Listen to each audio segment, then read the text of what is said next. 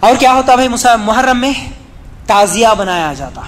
معلوم ہے آپ کو تعزیہ کس کو بولتے ہیں؟ آپ دیکھو یہ بڑے بڑے علاقوں میں بھی تعزیہ بناتے اور چھوٹے چھوٹے گاؤں میں بھی. شاید ہر جگہ نہیں مل رہا لیکن نظام آباد میں بھی اگر ڈھونڈیں گے تو گلی گلی میں بہت ساری جگہ پر ملتا آپ کو تعزیہ. محرم کے پنجے سمجھ رہے نا یہ سارے بنائے جاتے. تعزیہ کیا ہے؟ ایک شکل بناتے ہیں اس کو. کیا ہے کچھ لوگ لکڑیوں سے اور پیپر وغیرہ چپکا کے رکھتے. اب اس تعزیے کو ایسا کیا ہے بنا کے رکھتے کہ اب اس کے آگے آ کے مسلمان سجدے کرتے, منتیں مانگتے, اور اس کے نیچے سے وہ ایک چار پائی کی طرح ایک ٹیبل کی طرح ہوتا اوپر راؤنڈ والا بنا کے رکھتے, تو اس کے نیچے سے بیمار لوگوں کو گزارتے اس عقیدے کے ساتھ کہ اس کے نیچے سے گزرے تو تمہاری بیماری شفا ہوتی.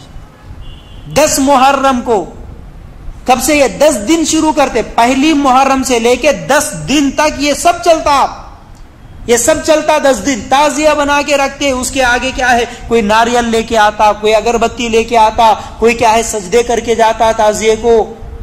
بالکل غیر مسلموں کے بتوں میں اور اس تعزیے میں کوئی فرق نہیں. اپنے ہاتھوں سے بناتے, اپنے ہاتھوں سے بنا کے اس کے سامنے سجدے کرتے, منتیں مانگتے, اس کے آگے کیا ہے جھکتے, بیماروں کو نکالتے اس کے نیچے سے.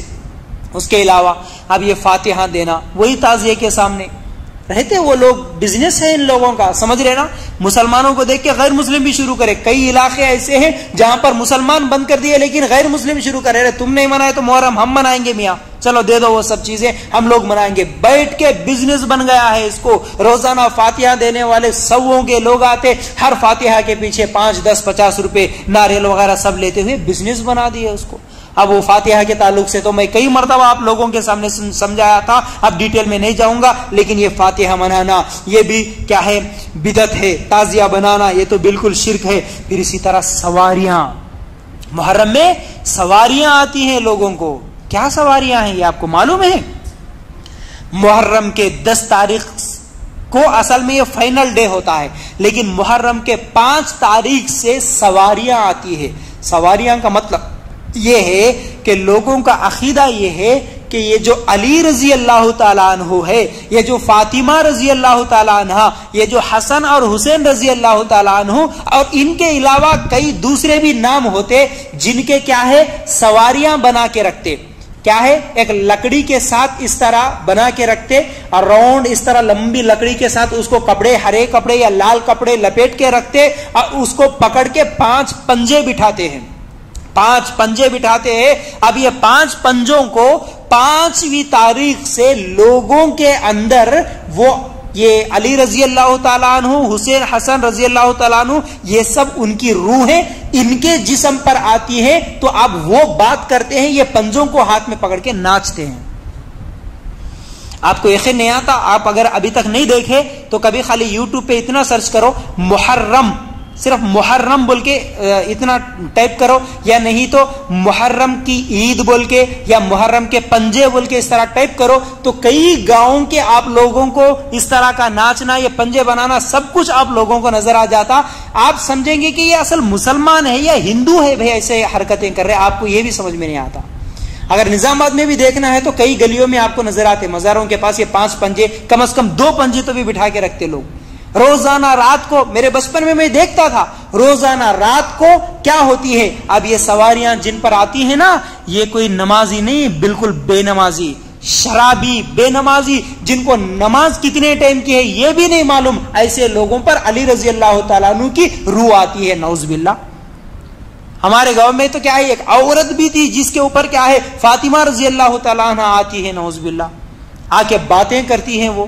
اب پھر پورے لوگ یہ کیا ہے جتنے بھی جاہل قسم کے کیا ہے جن کو نہ قرآن سے کوئی تعلق نہ حدیث سے کوئی تعلق نہ کبھی بیان میں سنتے ہیں, بالکل غیر مسلموں کی طرح کافروں سے بھی بدتر زندگی گزارنے والے, اب ان کے اوپر جیسے ہی وہ سواری آ گئی جا کے پوچھتے ہیں ہمارے کو بچے کب پیدا ہوتے, ہماری بیماری کب شفا ہوتی.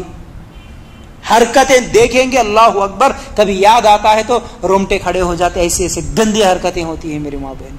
کیا ہوتا ہے وہاں پر؟ آگ جلائی جاتی, اس آگ کے اندر ناچتے ہیں یہ لوگ. ہاں سواریاں بول کے, حالانکہ سواریاں نہیں بلکہ ان کے جسموں پہ شیطان آتا ہے. समझ रहे ना? आपको मालूम है ये जो सवारियां आती है ना, ये हाथों में ढोल लेकर, जिसको ढपड़ा बोलते हैं, ये क्या है, वो मारते बजाते हैं, बाजा बजाते हैं, तो उस बाजे की आवाज की वजह से इनके जिस्म में एक हरकत पैदा होती, वो हरकत शैतानी हरकत ले लेके उसके बाद वो कंट्रोल से बाहर हो जाता है इंसान। उस एक आदमी को 5-5 आदमी पकड़ना पड़ता है, फिर भी नहीं रुकता वो लोग। उसके सामने बाजे लाकर बजा बजा के उसको जगाते, वो कांप कांप के उसके बाद उसके अंदर जो आ जाता है तो फिर उसको पकड़ के रखते, उसके हाथ में पंजा देते। अब जो है सो वो जाके वो बाजे वालों के सामने डांस करता है, नाचता है, अंगार में कूदता है, अंगार के खड़े निकाल कर लोगों के ऊपर फेंकता है, कभी क्या है अपने जादू से फूल निकाल के दिखाता है, कभी क्या है अपने जादू से अपने हाथों में कुछ और चीज ऊद निकाल के दिखाता है। अब ये देख के लोग समझते अरे नहीं भाई, हकीकत में खुदा यही छे, खुदा समझते उसको, कोई और नहीं, खुदा समझते। बल्कि हमने यहां तक देखा मुसलमानों के जिस्म पे भी सवारियां और गैर मुसलमानों के जिस्म पे भी सवारियां आती हैं, सबको पकड़ के पंजे पकड़ के पूरा गांव घूमते, और हर गांव में, पूरे गांव में घर घर वो लोग जाते हैं तो पूरी औरतें जिसके घर में ठहरती, वो औरतें उसके घर के सामने क्या बोलते हैं उसको, बड़ा जो मुश्खाब होता है, जैसे हम खाना निकालते वैसे बड़े मुश्खाब में उन लोगों के लिए पानी रखते हैं, और ये बदमाश किस्म के लोग बगैर चप्पल के गांव पूरा घूमते, ये लोग जाके वो मुश्खाब में पैर रख के ठहरते, वो औरतें आके बड़े इज्जत एहतराम से उनके पैर धो के वहां पर लेट जाती है, तो उनके जिस्म पे पैर रख के खुंदलते हुए ये लोग निकलते हैं। इतनी घिनौनी हरकतें गैर मुस्लिमों की नहीं, मुसलमानों की बात बोल रहा हूं मैं, मेरी मां बोली मुसलमान औरतें लेटती है जमीन पे उनके पैर धोकर। ये मुहर्रम के नाम पे, मुहर्रम की